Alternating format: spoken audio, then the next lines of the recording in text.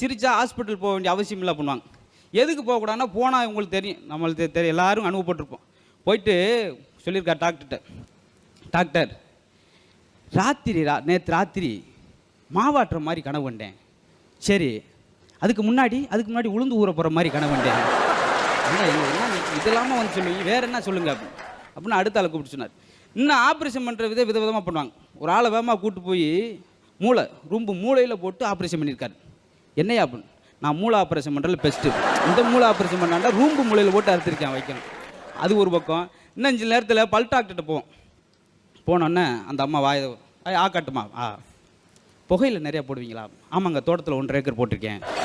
வாயில் புகையில் போடியாம்மா, என்னம்மா எட்டெல்லாம் விட்ட சொல்லி வீட்டுக்காரை கூப்பிட்டு, உங்கள் வீட்டுக்கார அம்மாவுக்கு பல்லு வந்து காரையாக இருக்குங்க, அந்த கடாவை பல்ல பிடுங்கணும் அப்படின்னு அவன் தனியாக டாக்டரை கூப்பிட்டு போய், பல்ல பிடுங்குறதுக்கு எவ்வளோ டாக்டர்? 50 ரூபா. இந்தாங்க 150 ரூபா, நாக்கையும் சேர்த்து பிடுங்க, வீட்டில் போய்